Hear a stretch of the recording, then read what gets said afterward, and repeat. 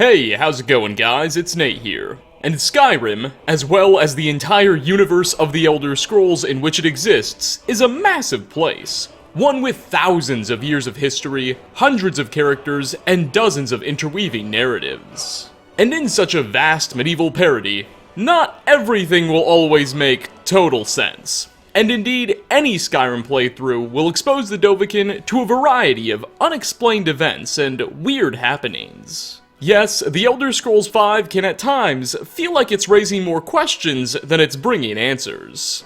But I'd be a liar if I said that most of these questions aren't a blast to explore. So today we'll be taking a look at 5 more mysteries concerning The Elder Scrolls V Skyrim, Part 15. Starting off, we have the curious case of the Augur of Dunlane. So, midway through the College of Winterhold questline, professors will reveal to the player a sort of dark secret about the institution. Evidently, sometime before your arrival, though exactly how long is unknown, something horrifying happened to a student. You see, there was an especially gifted Breton male student studying at the college. He was renowned for his skills in restoration and conjuration magic, and many expected him to become among the most powerful mages in all of Tamriel. However, something went wrong. The Breton man was allegedly in the middle of some kind of experiment when he took it too far, and suddenly, he lost his physical form. His soul was stripped of his body and infused with various magical energies around the college. The Breton didn't die, but he transcended into something else. Something we still don't understand to this day. Now, he's represented by a strange ball of glowing magicka. Residents of the college aware of his existence refer to him as the Augur of Dunlane, and he can be found deep beneath the campus, in a series of subterranean tunnels known as the Midden. The Augur's rebirth as this abnormal glowing essence seems to have also resulted in him gaining an enormous amount of intelligence, to the point wherein the Augur can almost see into the future. At the climax of Winterhold's questline, we'll be sent to seek out Dunlane and ask him about the Eye of Magnus, a weird glowing ball that an expedition recently discovered and brought back from an old Nordic ruin. The Augur reveals some pretty critical information. However, beyond that single conversation we have with him, never again do we get to interact with Dunlane, nor do we ever even get a chance to see him again. That's the end of his significance in the story. He pops up, tells us some stuff, and disappears. So now the question is, what exactly happened here? How did some kid get infused with magic? Why does he know so much, and what else could he tell us? Well, as you probably can figure by its mention in a video like this, we don't know. The game never answers these questions. It's really weird that there's this sort of omniscient, semi-existential being that just kinda chills beneath Winterhold, and we only see him like once. You would think he would occupy such a larger role in the narrative. Some have suggested that perhaps the Augur was intended to play a bigger part back when the story was still being written. But plot lines involving him that could perhaps explain away his condition were removed at the last minute. Others propose that maybe the Augur of Dunlane's transformation has something to do with the Great Collapse, a massive event that caused the destruction of much of the city of Winterhold, though notably not the college. Whatever the Augur's tale, only it knows, and he won't tell. Next on our list, what happened to odious Pappy, who's after him, and why? So, one of the Dark Brotherhood's earliest potential side contracts you can choose to take up will send you after an Imperial named odious Pappy, who will be residing somewhere in the Pale. According to Nazir, odious used to work at Anga's mill as a miller, but recently something happened. The man kind of snapped and just went nuts. He abandoned his relatively stable job and fled into the hills. Now, he lives as a paranoid recluse at a small campsite, where he toils in constant fear of assassination. And judging by the fact that the Dark Brotherhood is pursuing him, I suppose those concerns aren't totally unwarranted. Well, we don't get to do much talking with the man himself, and when we do speak with him, he sounds totally broken. stuttering, quivering, and even speaking in the third person. Although Mr. Pappius does admit, briefly, that he's specifically scared of a Dark Brotherhood assassin. So he seems aware that it's no ordinary swords for hire pursuing him. Now one must ask, why? What did an odious do to make someone so mad they would perform the Black Sacrament? Furthermore, how does he already know that he's being pursued? Did he maybe make a mistake at his job and was directly told by his boss, "I'm sending the Dark Brotherhood after you"? Maybe he aggravated an old family friend who he knows has connections to the guild. Whatever the case, while very well warranted, Anodius's paranoia is unique and makes us wonder what exactly happened to cause our paths to cross. Coming in at number 3, who's killing people in Falkreath? Okay, that's a little bit of a blunt way to start this topic. Let me explain a little more. Within the Falkreath hold, players can find a number of human corpses, particularly around 3 or 4, that are a bit different than all of the others. While dead bodies are by no means a rare sight in a place like Skyrim, I mean you've got bandits a-pillaging and wildlife a-hunting, what makes these ones stand out are the conditions in which we find them. Most of these bodies will have their valuable loot, including gold, still in their inventories, intact, suggesting they weren't killed by common marauders, and most of them won't be surrounded by too much blood, also implying that they weren't victims of normal animal attacks. So what's going on here?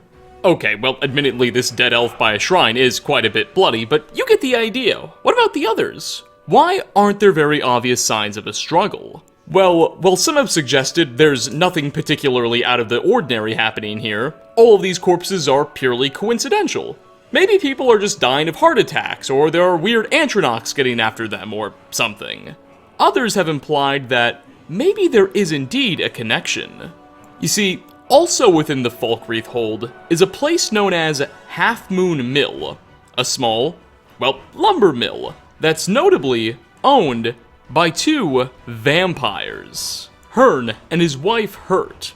These vampires are always passive towards the player, as in they will never inflict harm upon you, but it's obvious that they very much enjoy eating people, as a look in their small butcher's shack will reveal. Could these 2 lovebirds possibly be the culprits behind the recent murders? They would explain the dead bodies not being looted, they have no interest in material items, merely their victims' blood, and it might also explain why they've been rather clean with some of their kills. I mean, they would just be biting your neck, right? There is also, of course, a very large bandit tribe hiding beneath Pine Watch in the caves. However, they'd probably be looting, right? What's going on here? Be it a serial killer, a couple of vampires, or random acts of the divines, we may never know. But maybe we don't want to either. For our 4th spot, we have a mystery that's not necessarily as relevant to Skyrim as it is to the entire Elder Scrolls universe as a whole. But what happened to Yokuda? So, long ago, many thousands of years prior to the events of the Elder Scrolls V, there was once a mysterious continent west of Tamriel, known as Yokuda. Or at least, we think it was a continent. It may have also been just a really big island, or chain of islands. Whatever the case, there was some massive land west of Tamriel called Yokuda at some point in time. It was here a race of men we now call Red Guards emerged. While most humans were already settled in on Tamriel, the Nords had conquered Skyrim, Imperial sub-races were popping up at Cyrodiil, etc., etc., the Red Guards remained on Yokuda all the way up until around the year 792 of the First Era, when the continent mysteriously just kind of vanishes. At least, that's what the histories tell us. The continent, quote-unquote, sunk into the seas. This event is what prompted the place's large population of Red Guards to sail west, eventually landing in and conquering modern-day Hammerfell as their new home. But to this very day, we still have no idea what caused Yokuda to go missing. The 3rd edition of the Pocket Guide to the Empire contains a bit of text on Yokuda's disappearance, and proposes 2 theories. It states that tremors and earthquakes were rather normal affairs in the region, and suggests that Yokuda's sinking was simply the result of some rather harsh quakes and tsunamis. It also mentions that right around the time Yokuda vanished, a small band of renegade Yokudans known as the Ansai, who were said to be masters of something called stone magic, had just lost a civil war, and perhaps they had quote-unquote taken their revenge on the land, whatever that means, likely implying that they are somehow responsible for the disappearance. However Yokuda met its spontaneous eraser is unknown, but that question is likely to excite and baffle the minds of Tamriel's greatest scholars for many centuries to come. And finally, last on our list, what does Etta have against Grell? Okay, so let me provide some backstory to this one. Grell the Kind is the infamous headmistress of Riften's Honor Roll Orphanage. She's known for running the place with an abusive and totalitarian iron fist, issuing incredibly over-the-top punishments to her children for the tiniest of reasons, and heck, sometimes without any reason at all. According to Grell's assistant, Constance Mitchell, the people of Riften are aware of her cruelty, and call her the Kind out of sarcasm and irony. She'll be the player's first ever contract as a part of the Dark Brotherhood questline, before you've even known you've begun said questline. Now, let me introduce you to Etta. She's a beggar who hangs out in Riften's marketplace and sleeps in the city's sewers at night. Etta's implied to be quite mentally unstable, but overall doesn't seem too much different from your typical Skyrim beggar. However, something strange about Etta is that, for whatever reason, she's set as hostile towards Grell the Kind. Wait, what? She doesn't exhibit any hostility towards any other NPCs in the game, besides Riften's usual enemies. It's just towards Grell, and Grell's not hated by anyone else either, it's just Etta who wants to kill her. Now, generally this dynamic doesn't mean all that much. Grell absolutely never leaves the orphanage, and Etta never enters it. As such, their paths never cross, and normally this hostility goes entirely unnoticed. But if you're able to scare Grell out of the orphanage, either by using a fear or mayhem spell, then you might witness Etta get up from her sitting spot and attempt to murder her to death. Various theories exist that might explain away this phenomenon. Simple explanations like, maybe someone at Bethesda just pressed the wrong button and accidentally made Etta hate Grell, have been floated. But others propose it's something deeper. Perhaps Etta was once a child at Honor Hall Orphanage herself long ago. Grell's a pretty old lady, it's entirely possible that maybe Etta was one of her kids back in the day. Having never been adopted, maybe once she became an adult, Etta was just thrown out on the street. That would explain her poor conditions and why she hates Grell so much. It's also possible that maybe Etta had one of her kids taken away and sent to Honor Hall Orphanage, and she resents Grell for the way she's been treating her child.